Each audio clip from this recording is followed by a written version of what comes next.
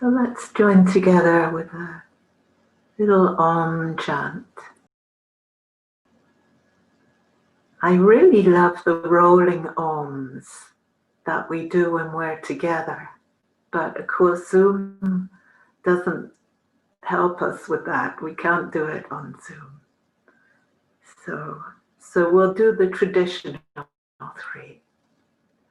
But maybe we'll bring our hands to our hearts, both hands, one on top of each other.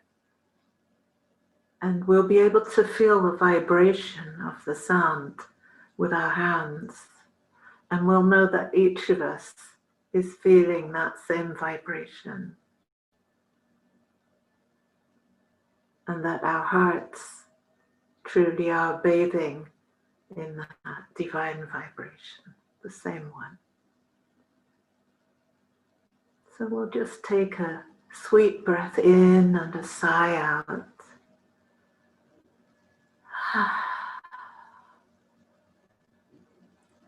And we'll take one more and we'll put at the end of the sigh.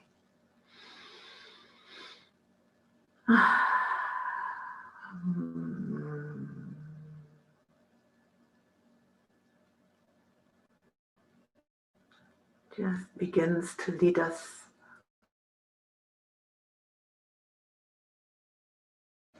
so let's stand together for the three arms.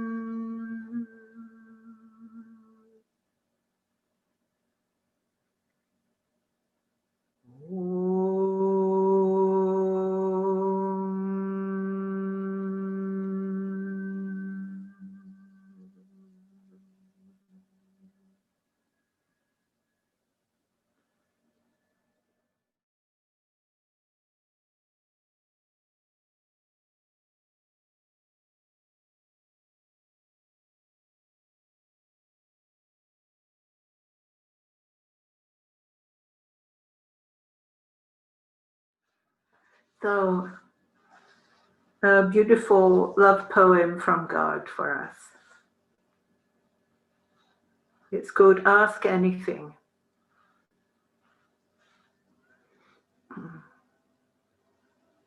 Ask anything, my Lord said to me. And my mind and heart thought deeply for a second, then replied with just one word. When?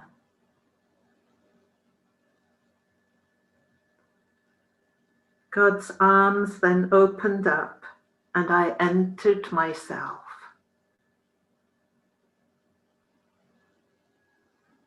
I entered myself when I entered Christ.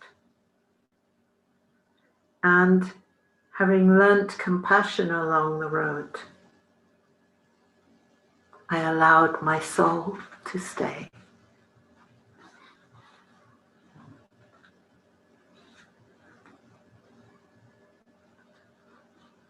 So, one of the questions I'm most frequently asked, I would say, is Padma, how do I stay here? How do I stay like this?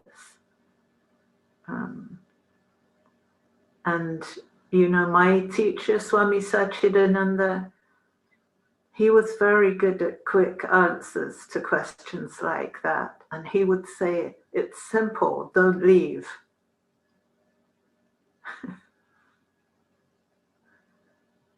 And we would all go, it's not simple.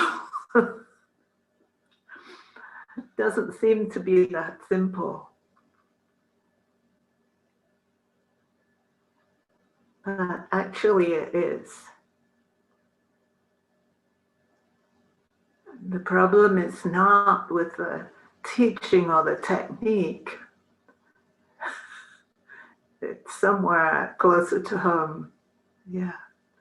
It's It's that thing of pointing, and the three fingers are pointing back at the real culprit.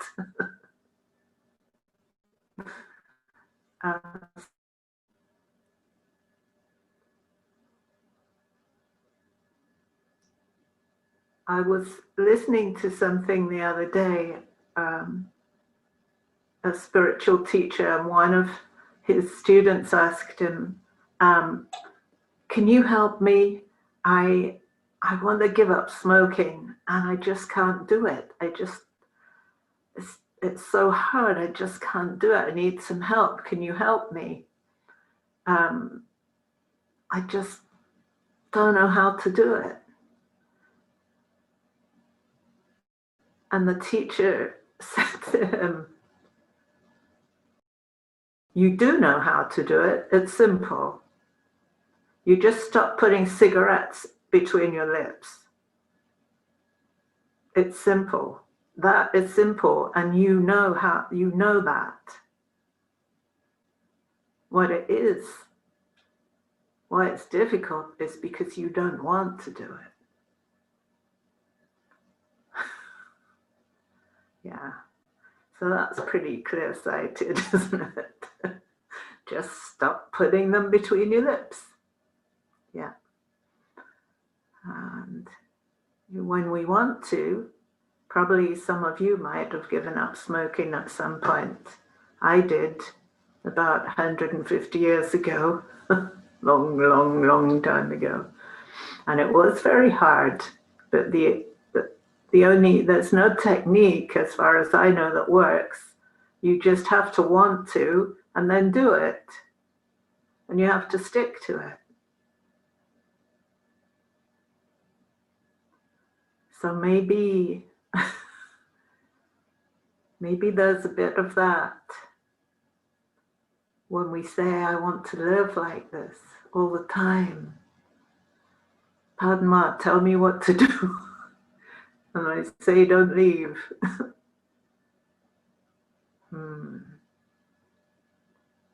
So,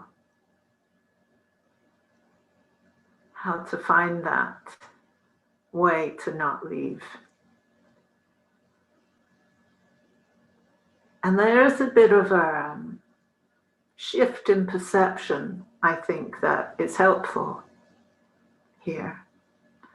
And it's something like this. I've had a few questions recently about surrender. Because of the Christmas Satsang, and I spoke about surrender as my path. And so I've had a few people being in touch about that. And people asking how to surrender more, how to let go completely, and so on. So here's the thing that our clever mind does. It likes this idea, oh, I will get everything I want. I just have to surrender. Okay. And then it goes, okay, surrender. That means letting go of stuff. What shall I let go of? And it starts making lists and looking at stuff that we're going to let go of. Are you with me? Is this making sense? Is this familiar? Okay, good. So the mind will always go to the object and look outside for the object where an action is needed. Action is needed, letting go. What would it be? That, and that.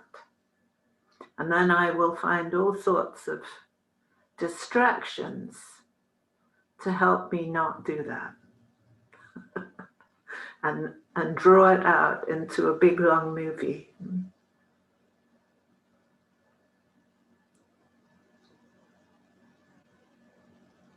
I've got too much stuff in my house. What should I do?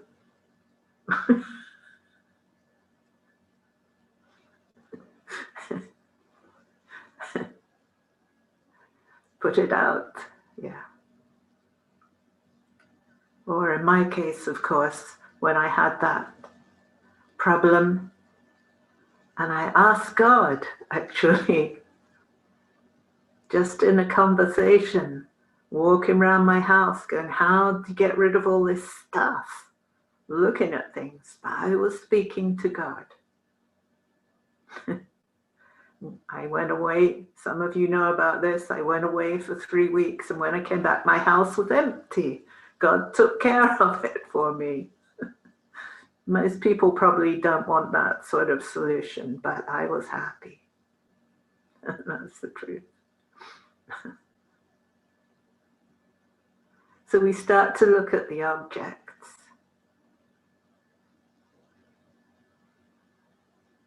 We're looking for an act. We're looking for something to do. And the whole thing about our spiritual evolution is the way we be.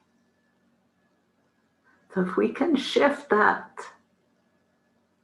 perception over to the way we be and bring the focus to letting go, letting go, letting go.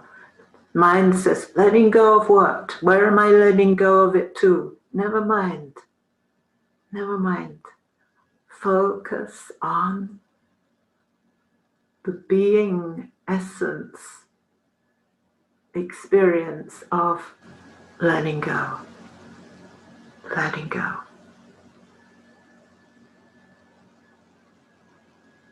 Letting go.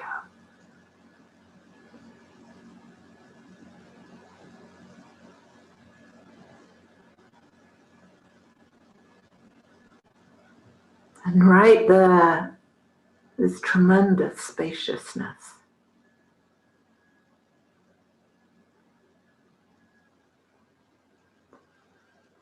When we ask ourselves, what should be let go? We become more and more cramped. When we focus on the experience of letting go, the letting go-ness, letting go, letting go,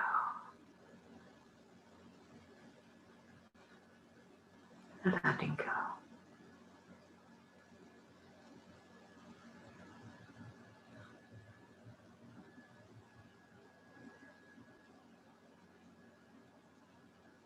So that kind of shift in perception is really helpful.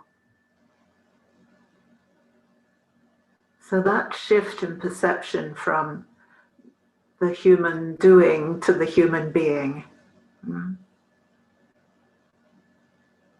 And we know what helps us with that is heart practice. Is coming into this experience of being rather than thinking about being, knowing stuff about being, knowing stuff about doing, knowing loads more stuff, and going out and accumulating more and more knowing about stuff, hearing our inner voice tell us about what we're doing all the time, doesn't seem to help.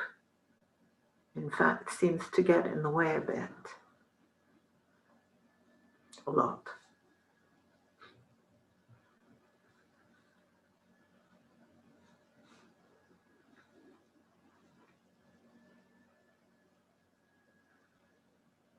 So if the divine is everywhere, is infinite,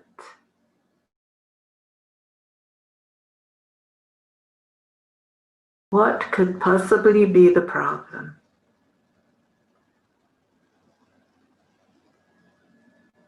If there's only God,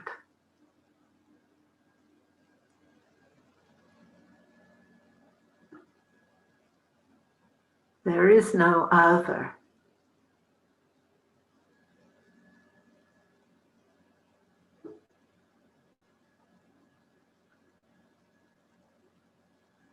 We seem to have given ourselves a fine puzzle to work out.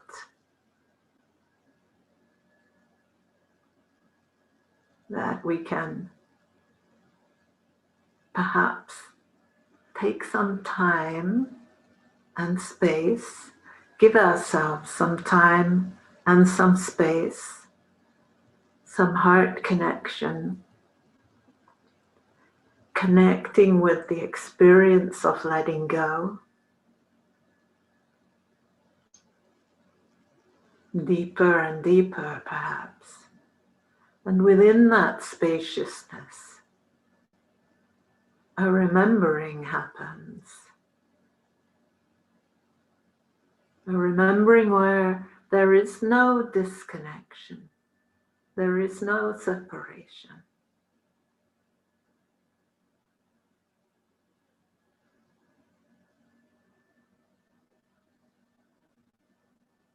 And this becomes our every moment experience, not to be demanded, but it will come in its own freshness, its own flow,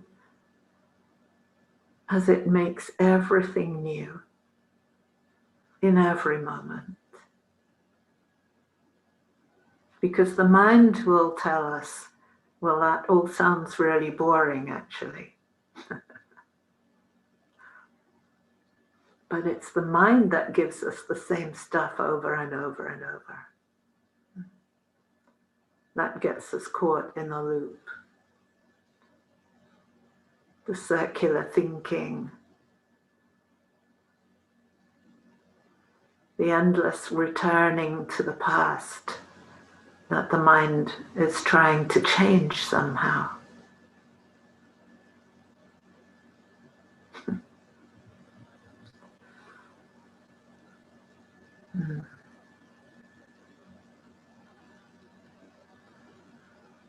So the spaciousness of the heart, where nothing is known about, but everything is known.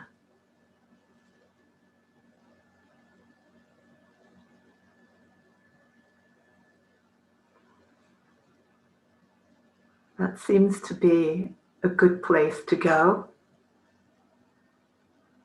and not leave. There's a wonderful, very famous teacher of Jnana Yoga called Ramana Maharshi. My teacher, Swami Satchidananda, who was there, spent some time as his student back in those days. And he gave a beautiful teaching that I've only just come across recently. And someone asked him about Hatha Yoga. Is it helpful, Hatha Yoga, and which asanas are good for us to do, and that sort of question. And Ramana Maharshi said, actually, he didn't speak very often, but this time he did. And he said, actually, you only ever need to do one asana.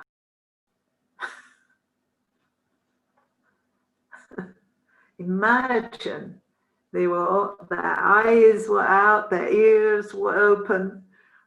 You only ever have to do one asana. Yes, he had all their attention. And then he said, they said, would you tell us which one it is? He said, yes, it's Sukhasana. Sukhasana, that's the only asana you ever need to do. So that's the seated position with the legs crossed. So probably they were thinking, oh, he means we just need to sit in meditation more. But he didn't mean that. So he said, you only need to do Sukhasana.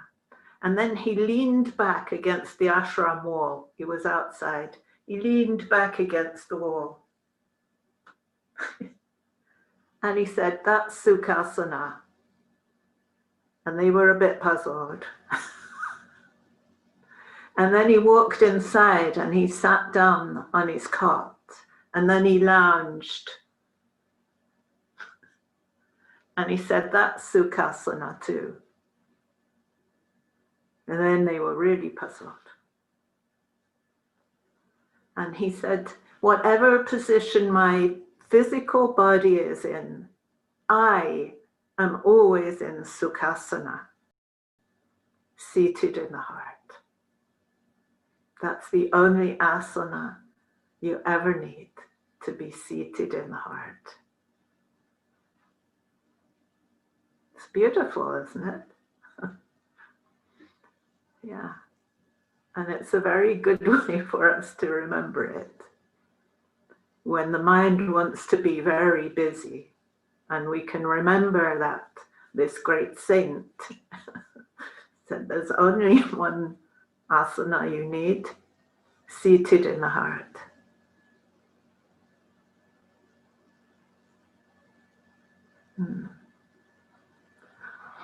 So there was one more poem that wanted to offer itself to us this evening, and it's called Spiritual Health. So, you know, it's New Year's Day, first day of this momentous new year. We're all being a lot more conscious about these changes now and what is happening in our world, because it's been changing so fast. And we're also more aware, I believe, of what we've been learning during these changing times, what we've become aware of that is important to us. I think we were talking earlier today about Christmas and how everyone had found that the simple Christmas was so beautiful, with just our nearest and dearest, and that this simple way of living, of celebrating, turned out to be more than the big, expensive, difficult to organize job. We found that less is more again, and we've forgotten that. We've been encouraged to forget that. So we've been given this time by the universe to reconsider what is important, what do we treasure, how do we want to spend the moments of our lives, which are limited, probably. I've heard a rumor that probably most of us are going to leave our bodies at some point. So how do we want to spend our moments while we're here? Not to have a list and be that doing again, but to connect with the experience of these things, to connect with the experience of the peacefulness. Someone was talking earlier about the birds, hearing the birds singing in the winter time.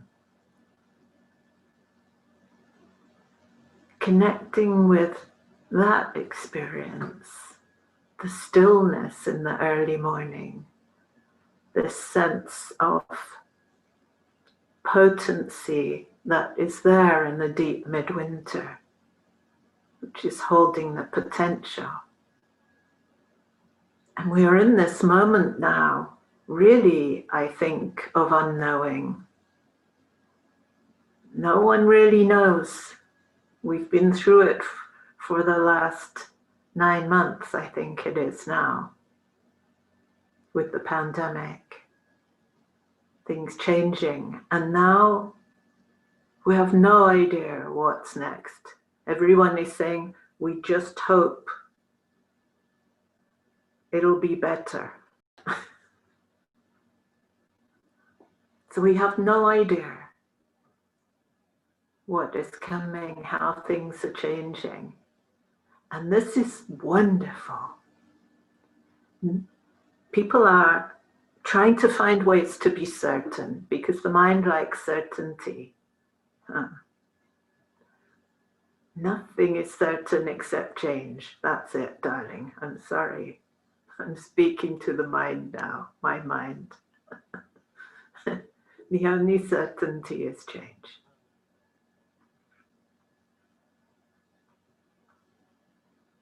So the whole world is in this cloud of unknowing at the moment. And it's a wonderful thing because when nothing is known, everything is possible. It's the quantum foam where all possibilities dwell.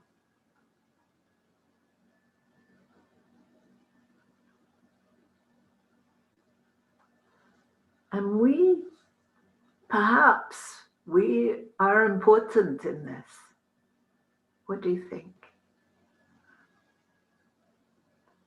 Nature, the universe, seems to have gone to quite a lot of trouble to bring us here and sustain us, humans.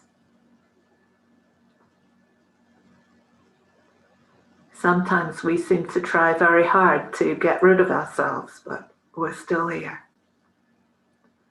So I think perhaps I feel that we are important in this evolution of consciousness. So what do we know about this potential, this moment of potential from quantum physics?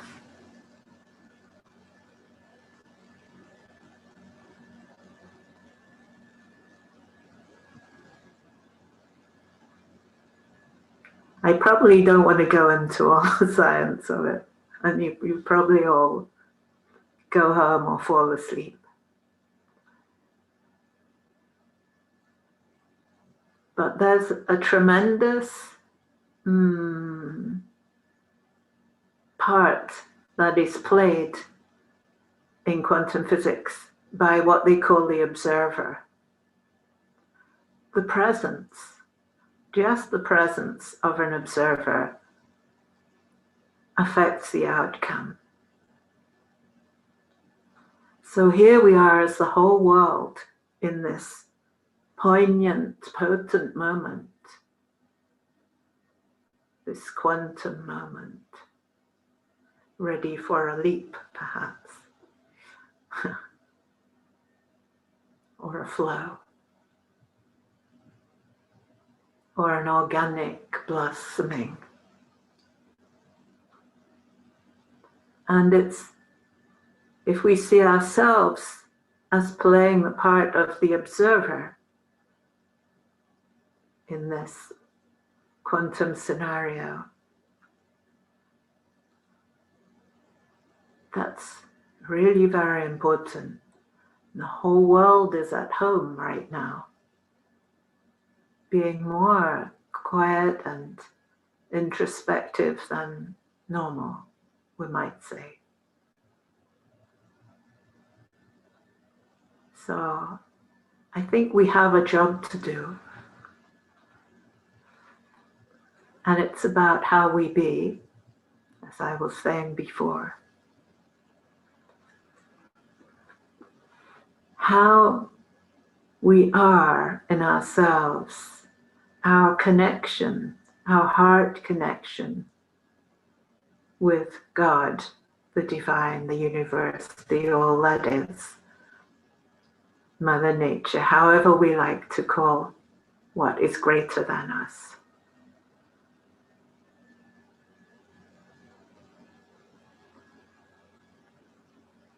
This is really, really powerful for what is being born in the moment.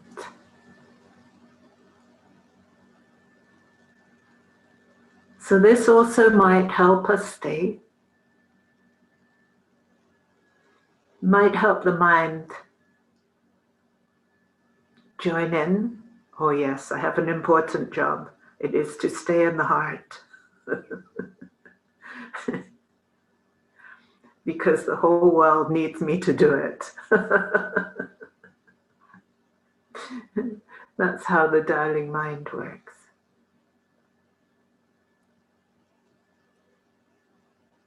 But let's see what comes from this amazing increase in the number of meditators and people who are praying and people who are connecting with the heart and living a heart-centered life. I'm sure you've seen online, there are millions. Very beautiful. So I haven't gone away from the poem. You might think I had. But it's just a little explanation of perhaps why I feel the poem might have come. So it's called Spiritual Health. So as I say, on the New Year's, we're traditionally making resolutions for our health and prosperity and our spiritual well-being as well.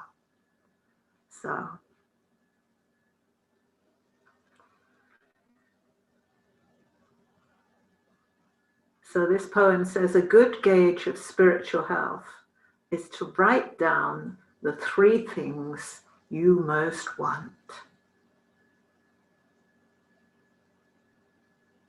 So just going to give you a moment now, before I read the rest of the poem, which isn't much more, to just close your eyes, maybe touch your heart, and consider your top 3, 1, 2, 3, the 3 things you most want in your life. You know, don't be Miss World and go, oh, world peace, the end of poverty and all that. Your personal wishes for your life. Just consider those. See if your heart might suggest something to you.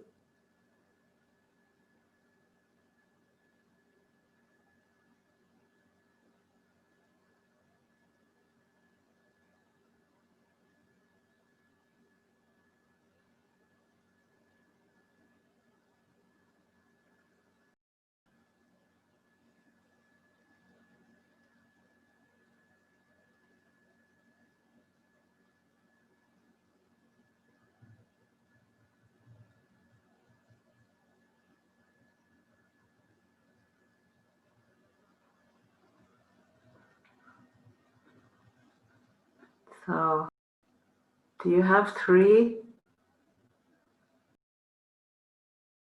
Yes? You have 3? Great. You remember them? Okay. Here's the rest of the poem. So just remember 1, 2, 3, your things. If they in any way differ, you are in trouble. Ah, yeah.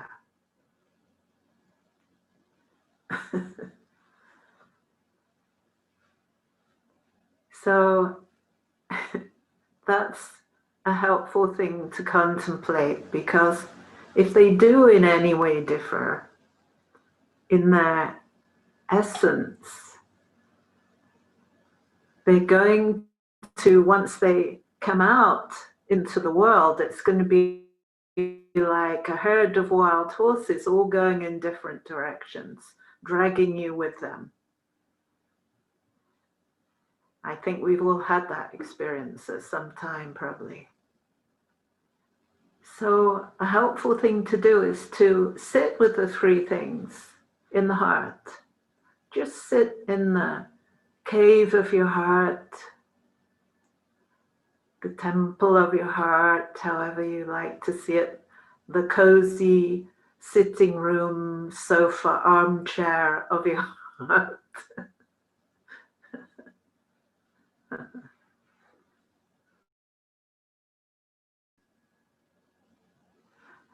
and just be with them without being directive or decisive. Just being with them and allowing them to harmonize with each other. Allowing the energies to harmonize. And then see what the heart is going to tell you are your 3 wishes. It might be a little bit different, and it might just be that they are coherent, because coming from the coherence of the awakened heart mind is really helpful.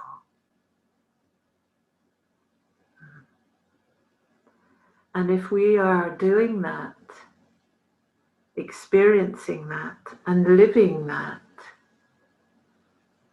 then this quantum moment for our planet will also be more coherent. We're not expecting an overnight miracle.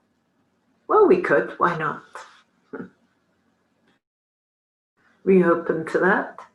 Miracles happen every day. Things that aren't meant to be possible happen every day.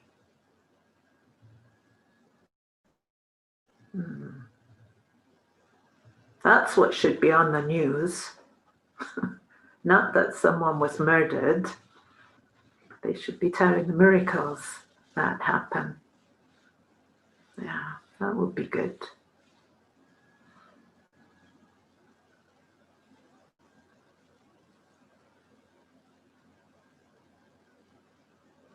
So considering our moments of our life in this way,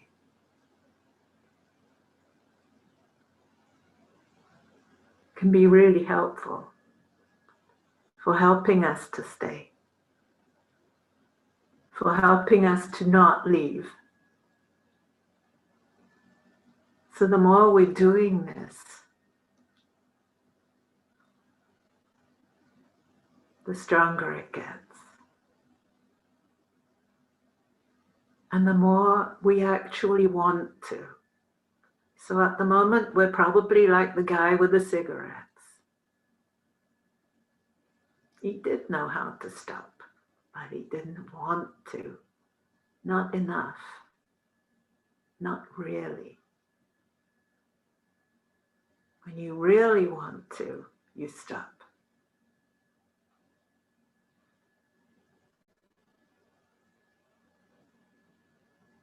A way to get there, ironically really, is by surrender. It's by letting go. It's by what the mind will tell us is woolly and vague and not much help at all. It's this letting go, it's this surrendering that gives the space for the real thing. Not the talking about the real thing that the baby mind has been doing. So it's the letting go, the surrendering, the experience of letting go, which we all love in a deep relaxation. We all love when we're in a cozy, warm bed and we have that pleasant tiredness and we're looking forward to a nice sleep, and it's that sort of moment.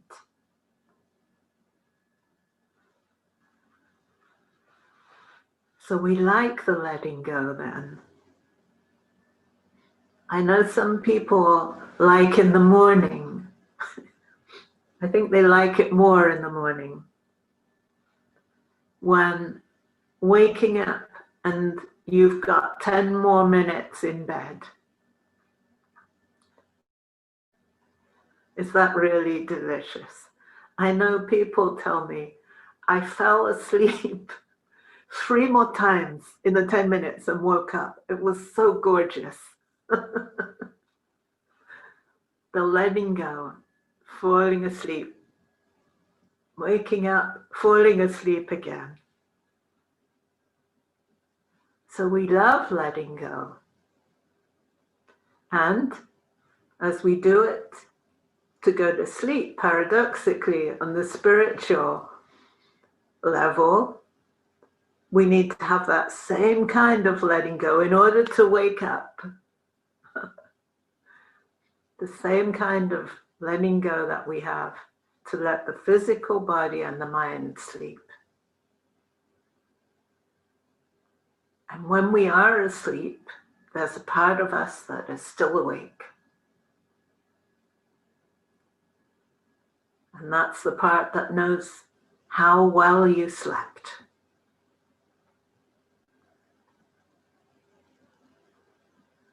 That's something to contemplate. In the morning when you wake up, there's a part of you that knows how well you slept. And it knows it not by the way the body feels or the way the mind is. It actually knows how well you slept. And that information is available to you. So there's a part of us that doesn't sleep. That could be worth investigating. What do you think? So there we are, we've let go, we've surrendered the body and the mind. Part of us is awake. A very real part of us that doesn't need to sleep. So for the spiritual awakening, we need to be letting go, relaxing, letting go. And kind Karen was telling us earlier this evening that she was in a stressful situation with her mum in the hospital and was getting anxious.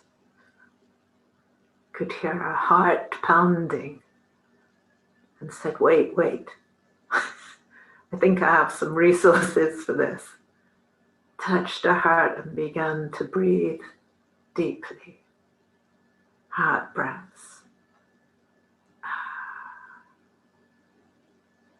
Yes. And even she told us the people in the waiting area in the hospital, the conversations became more quiet. And she felt a lot better. Yeah.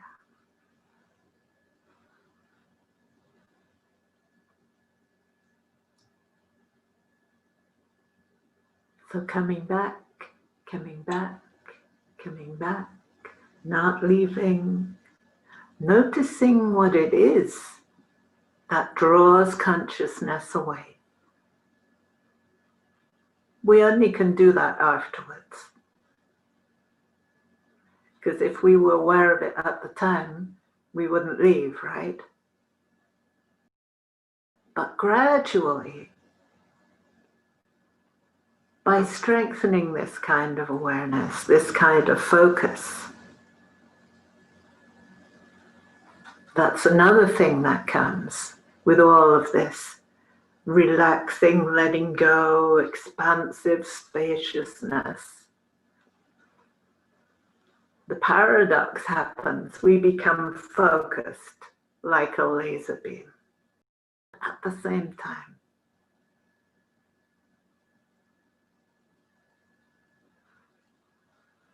Another good thing for the mind to know. It likes that. So then we begin to become aware over time when we notice what was it that pulled me out of the heart that time. Oh, I remember it was when that really nice person that I find very attractive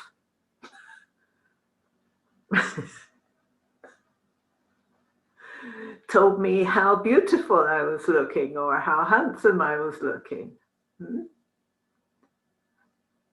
What a lovely color you're wearing.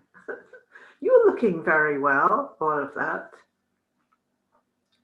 And suddenly, I got very interested in that. The mind started to make up a story about maybe going for a coffee in about 30 seconds, 60 seconds, got married, bought a house, had children, built a story. That's the kind of thing the mind does. So maybe it was something like that. Maybe someone said something very nice to you and you flew out towards it. You were attracted by that. Maybe. Or maybe the opposite. Someone said something horrible to you or about you to someone else who very kindly let you know.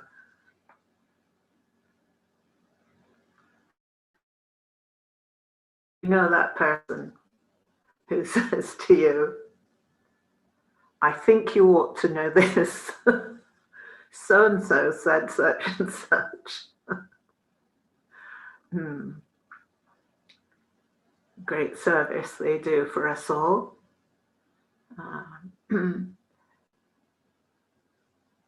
So perhaps that's easier. Perhaps that gets you out of the heart. That draws consciousness away from Sukhasana. Sukhasana means the comfortable pose, by the way.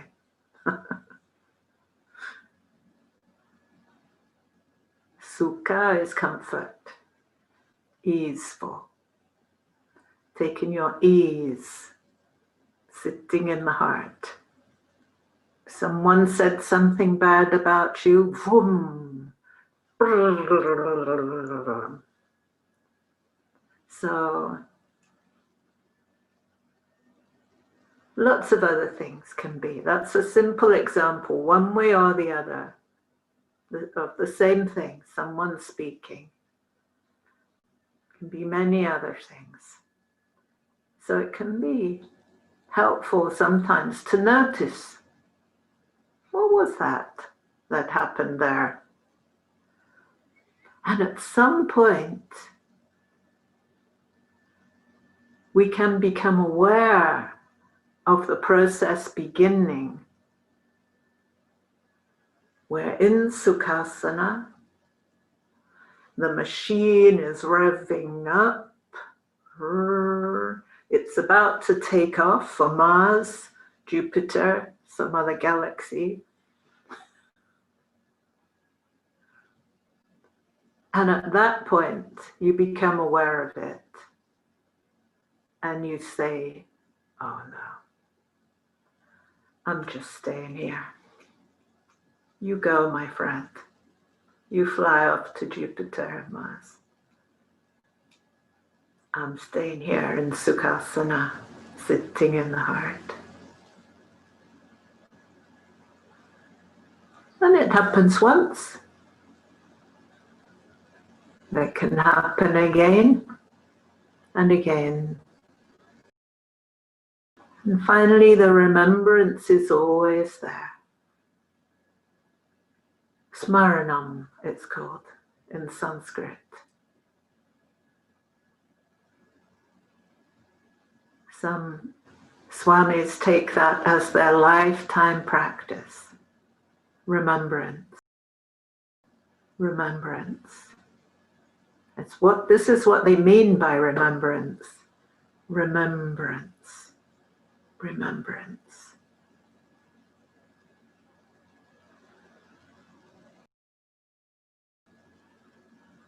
My teacher's teacher, Swami Shivananda, he had a little note on his, not sure where it was actually, I won't say where it was, I don't know. I have a photocopy of it. He'd written a note to himself and it was just 2 words, and it said, remember, forget.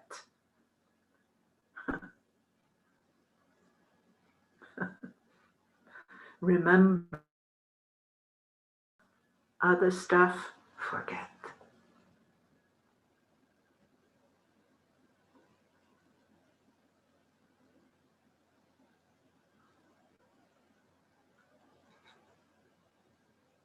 And this is how we come to this new light. It's not, sorry, I know it's the name of the retreat for the whole weekend. New light. Seems like new light to us.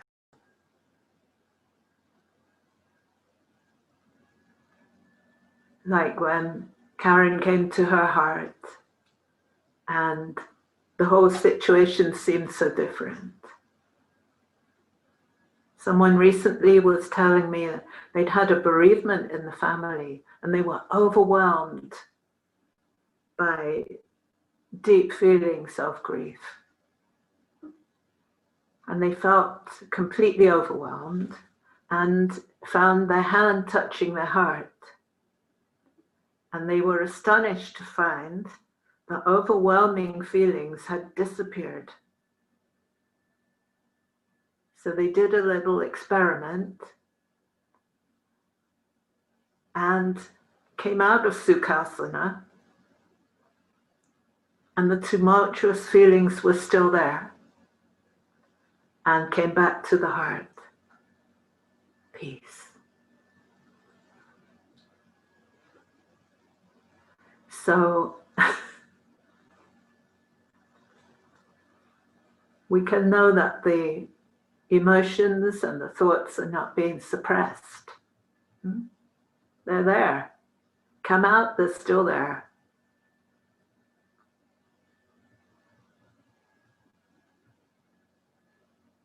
We're not stopping anything. Anytime you want to come out and enjoy a fast movie with your mind in your life, it's available.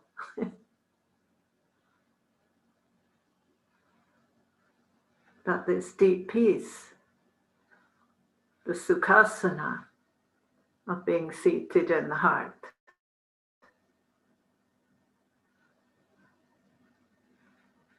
we could give that a try and see how things turn out. Huh? What do you think? Being in peace and quiet joy, being connected with ourselves, with each other, with the divine, becoming deeply human in the fullest sense that includes our spirituality and all parts of us.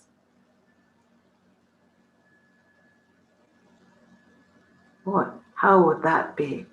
What kind of society could we live in with more of this?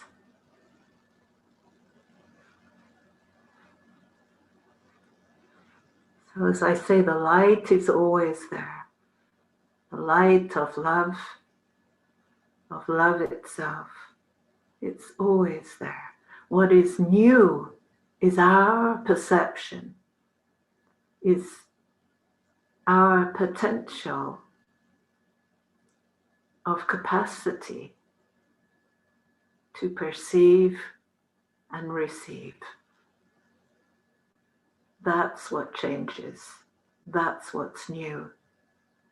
And that's when every moment is made new in a new light.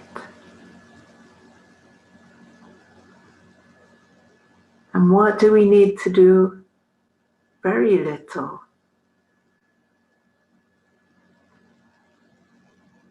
Very little. Can be the simplest thing that helps us. I think we might lead ourselves into a meditation with a little chanting. I wanted to do some chanting of the mantra that Karen was singing for us. Her last song, Om Mani Padme Hum.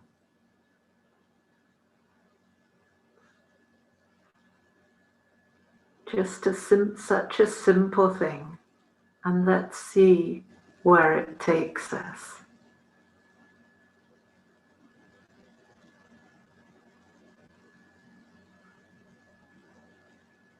So this famous mantra, Buddhist mantra, Om Mani Padme Hum. I'll just say it again. Om Mani Padme Hum. Om Mani Padme Hum.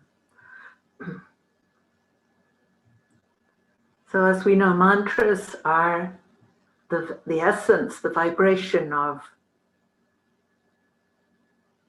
part of truth. We can't say it's the whole truth, but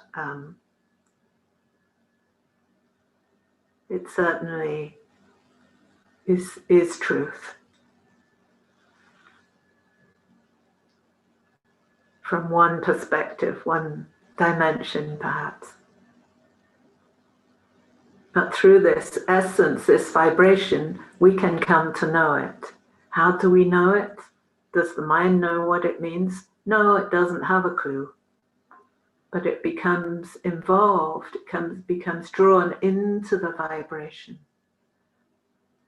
So if we are experiencing it in our inner sukhasana, the mind will drop in to the heart. And the meaning of Om Mani Padme Hum is the jewel of consciousness has arrived in the heart. If it has a meaning, that is the meaning they give it. The jewel of consciousness has arrived in the heart. Sometimes they say the heart chakra. So it's what we talk about with our heart practice. Mind dropping into heart. The drop of rain falling into the ocean and melting into the ocean.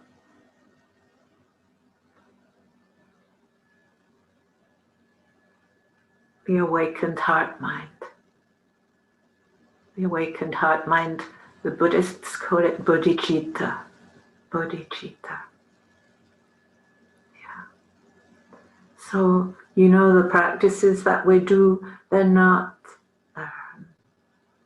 just something that yogis do. All traditions have this way of practicing. All the ones I've come across so far, anyway. And a lot of them have forgotten what it means. And some of them haven't forgotten. And they still connect through the heart.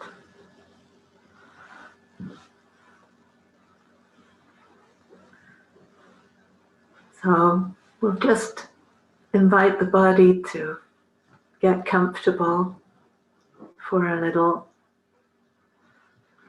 mantra meditation.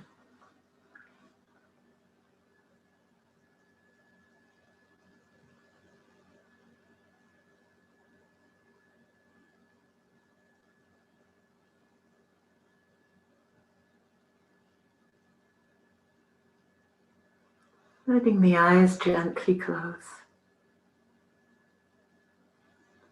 Letting the breath settle and become peaceful. Inviting comfort and ease into the breath. Just watch that happen by itself.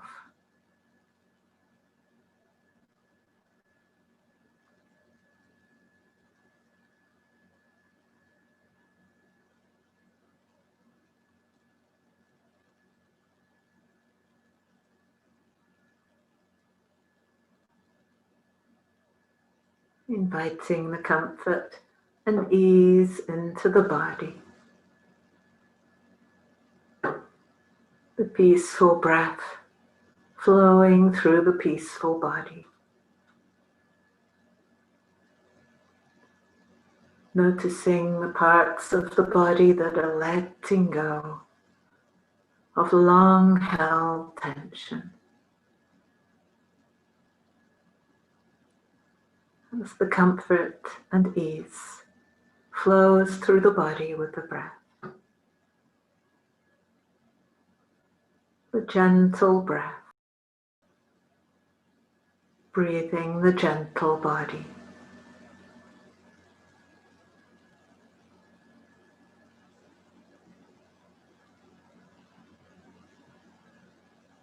And awareness naturally begins to draw within.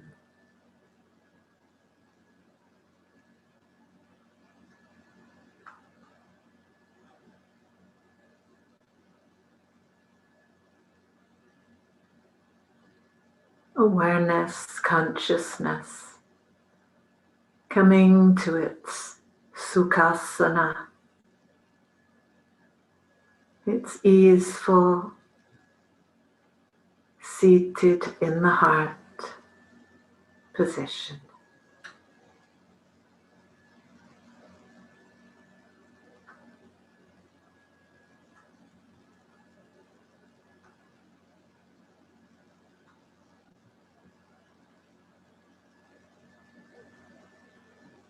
And staying in the heart, in our beautiful sukhasana,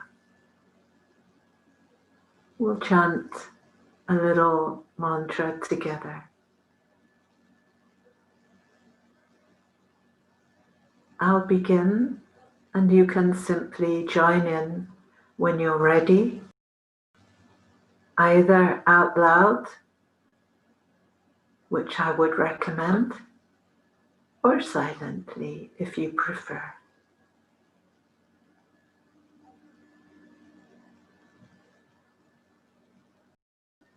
So there is a little tune to this version of Om Mani Padme Hum.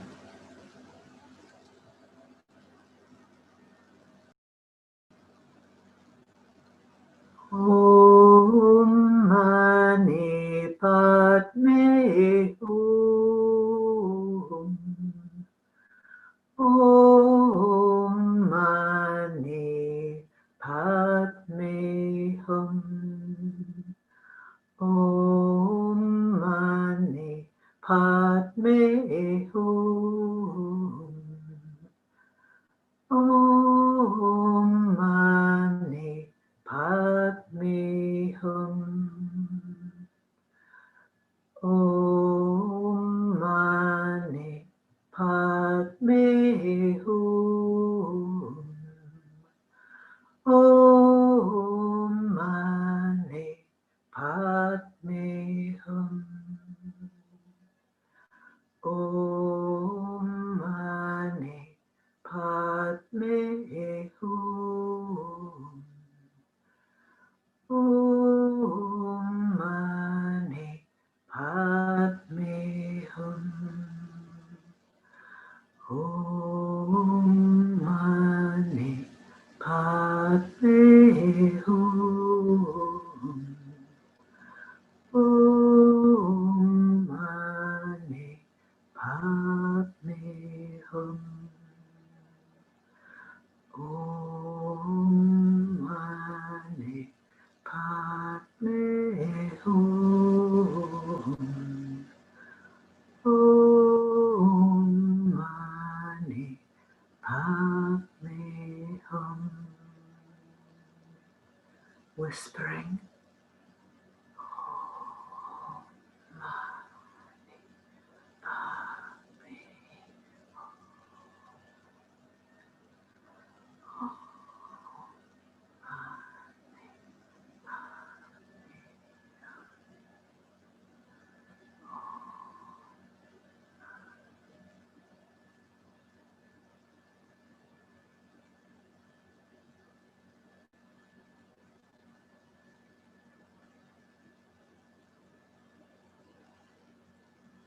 just the lips moving.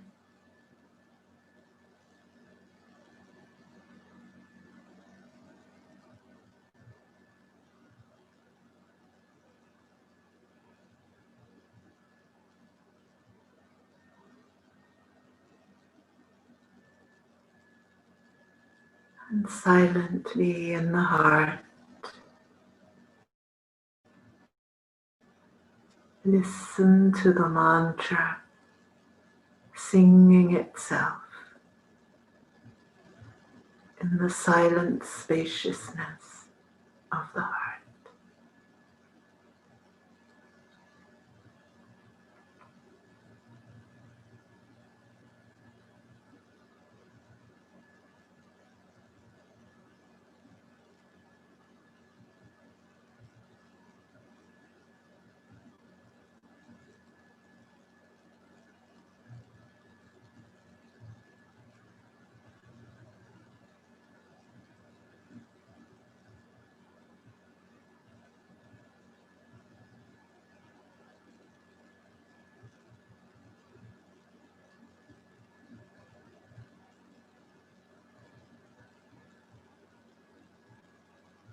And if at some point the mantra begins to drop away, that's fine. Simply staying in Sukhasana, seated in the heart.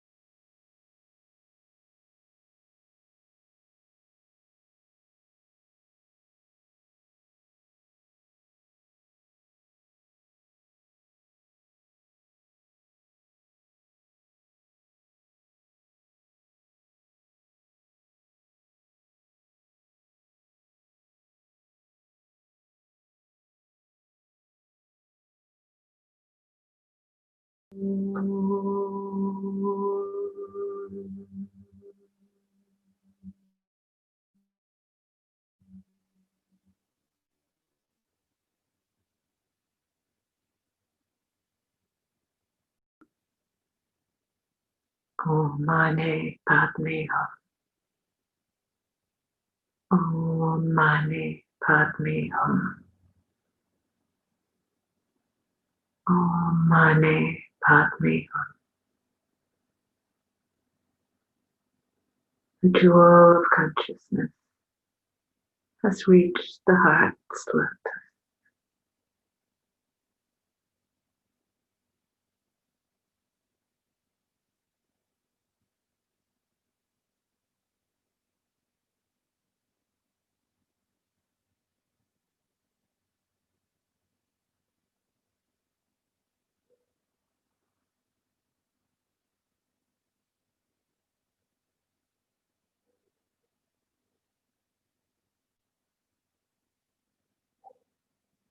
As we rest here in our Sukhasana, consciousness seated in the heart,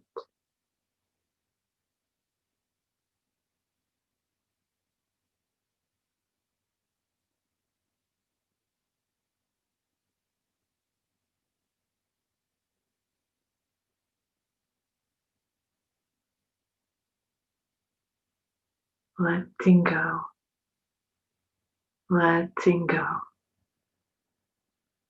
letting go.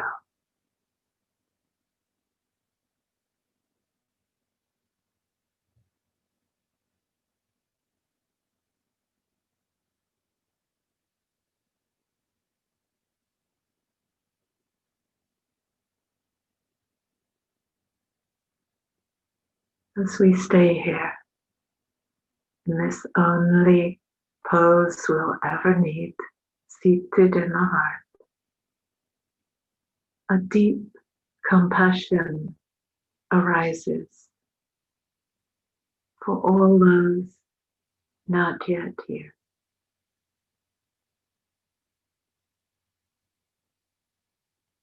including ourselves when we weren't, or perhaps in the future we may not be.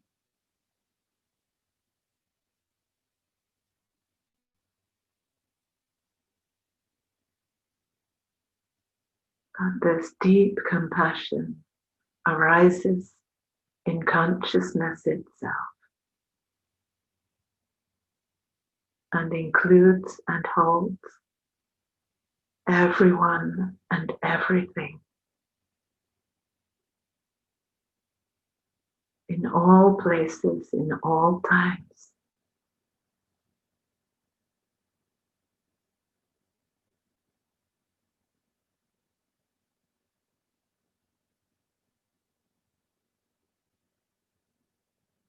Love itself,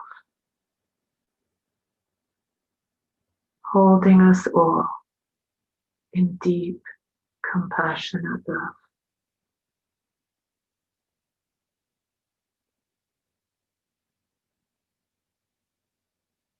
We are held, we are loved,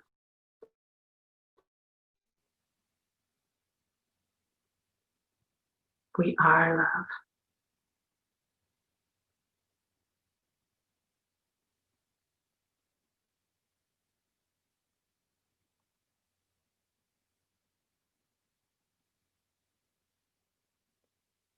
And as we rest in the heart, letting go, we can become love more and more.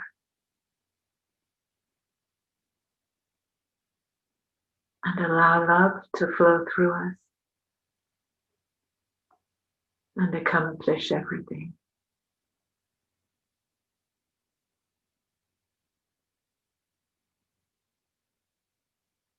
Resting in the heart, letting God do her Godding, letting love love everything into being.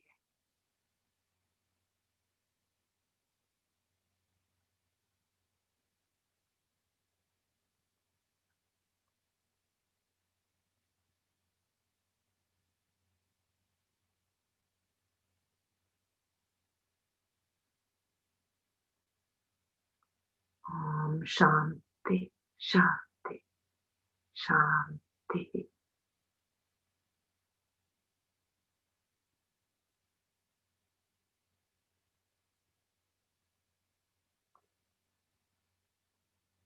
Peace, peace. May peace be with all.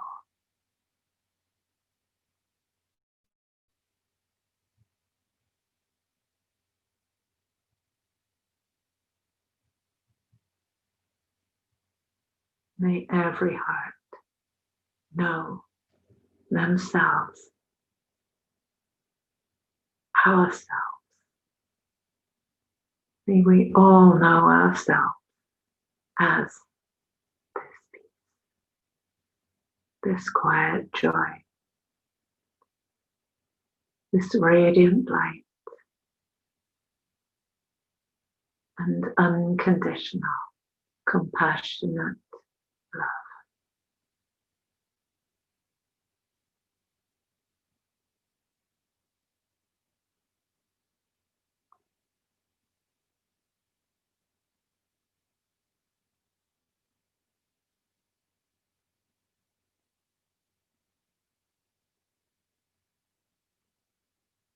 One heart, one love,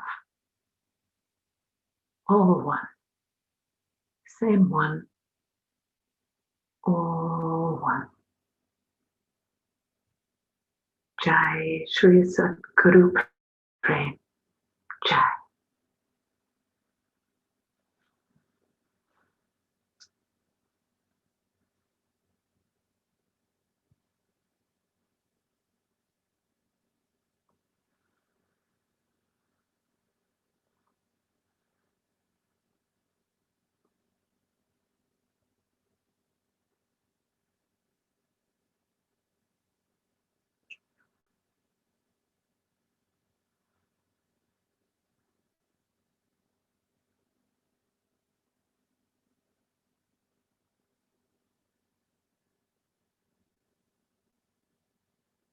How easy just to sit in Sukhasana in our hearts and let go.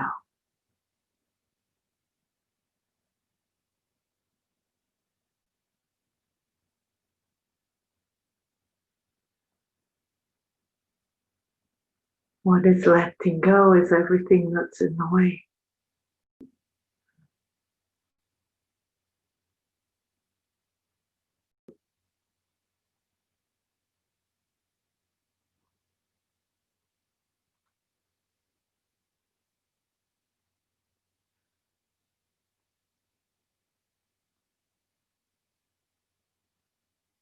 Or maybe we can remember, forget, remember, remember, remember, until we don't want to leave. As this experience deepens, the real deal, the attraction of the other stuff fades away.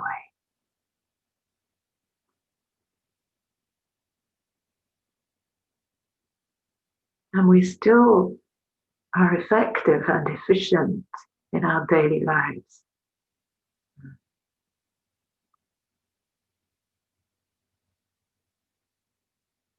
But our experience of our moment-to-moment life is very different. This is the quantum leap, the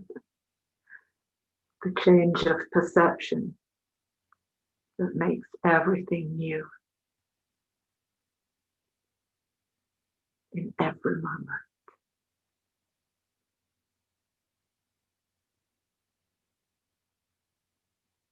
Your life.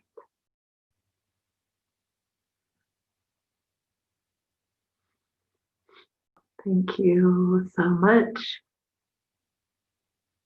for bringing your beautiful hearts together here. Beautiful. So we have all our rest of our lives for this now.